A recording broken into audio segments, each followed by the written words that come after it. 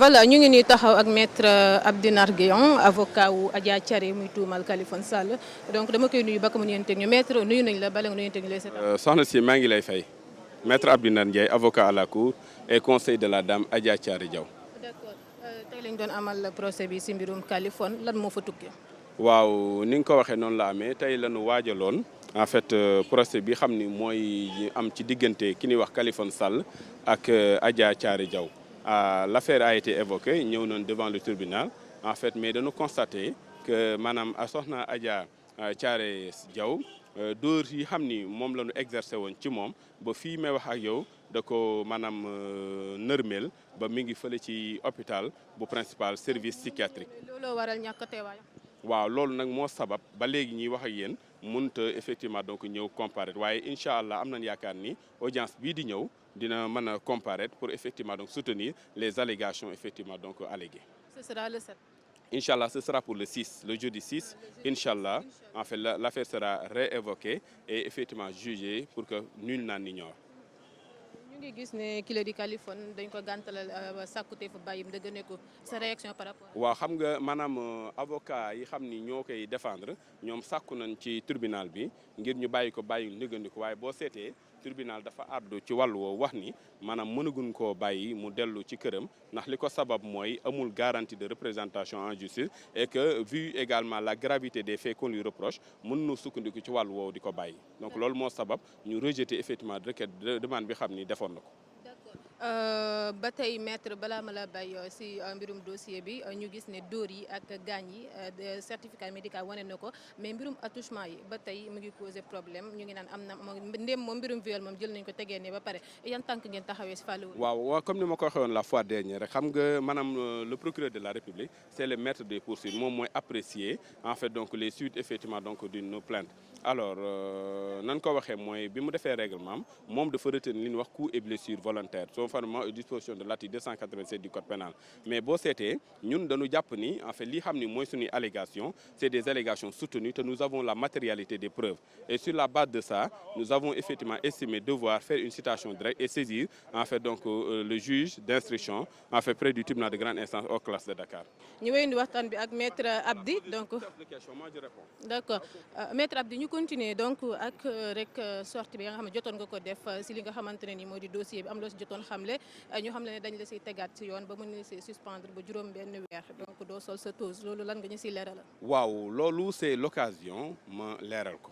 en vérité loolu wax la joo xam ni maam tegul ci dara man maanaam conseil de l'ordre des avocats musuma convoqué pour effectivement une quelconque en fait donc comparution devant le conseil de discipline donc bi ma ko yëgee maanaam j'ai été tellement choqué surpris et choqué parce que wax jooju ñuy wax noonu dara amu ci man je suis un avocat respectueux des lois et règlements de cette république et particulièrement au règlement intérieur effectivement donc de l'ordre des avocats et d'ailleurs en fait c'est au terme également des dispositions même de l'article 26-2 en fait du règlement intérieur en fait de l'ordre des avocats qui me permet en fait de se prononcer au sortir même d'une audience publique alors donc loolu mooy li am donc wax jooju wax la joo xam ne nii maa ngi ko yëgee comme ni ko ñëpp yëgee rek xëy fekk sama photo à la une des Échos ñu ni maître Abdinar Ndiaye dañ ko traduire devant le conseil des disciplines il n'en est absolument rien je n'ai jamais été effectivement donc convoqué par une quelconque en tout cas instance en fait disciplinaire en fait donc du conseil de l'ordre des avocats donc loolu wax jooju c'est au fin de me sataniser au fin de jeter l'anathème sur ma personne or moi je suis un homme en fait respectueux comme je vous l'ai dit des lois et règlements de cette république et je me conformerai en fait jusqu'au dernier souffle à effectivement donc aux textes et lois qui nous régissent. d'accord wax jooju teguwul amul comme ni nga ko démentiré tout à l'heure yan acte nga si fas yéenee def. Bon, je vais effectivement saisir le bâtonnier de l'ordre des avocats aujourd'hui même, en fait, donc pour en fait m'indigner et me scandaliser, comme je lui montre, comme je suis scandalisé par cette information, en fait, donc qui glane autour et donc sur dans la presse. waaw en fait tey effectivement lan waajaloon en fait procès bi ñuy wax procès Kaliphone Sall contre Adja Thiaré Diaw mais gis ngeen bu baax ni l'affaire a été évoquée par le tribunal d'instance hors classe de Dakar. Mais en fait, nous avons effectivement estimé devoir en fait donc solliciter le renvoi de cette affaire pour la bonne et simple raison. En fait, donc notre cliente est toujours alitée suite effectivement aux coups et blessures que lui aurait infligé le sieur effectivement Khaliphone Sall. En conséquence, en fait, l'autre partie, en fait, donc défenderesse a estimé devoir solliciter une mesure de mise en liberté provisoire, mais le tribunal souverainement a décidé en fait donc de la rejeter purement et simplement au motif que ce dernier, au regard effectivement de la gravité des faits de l'espèce et au regard en fait donc de l'absence de garantie de représentation, a jugé tout simplement de renvoyer, en fait de rejeter la demande et de le maintenir dans les liens de la en fait donc de prison et éventuellement de la prévention et éventuellement programmer son audience pour l'audience du 6 inchallah. Maître si sa accusation cliente bi donc gis nañ si mbirum attouchement yi nga xamante ne nii ñu ngi koy wax mu ngi koy tuumal ki nga xamante ne mooy Khaliphone mais li ñu mel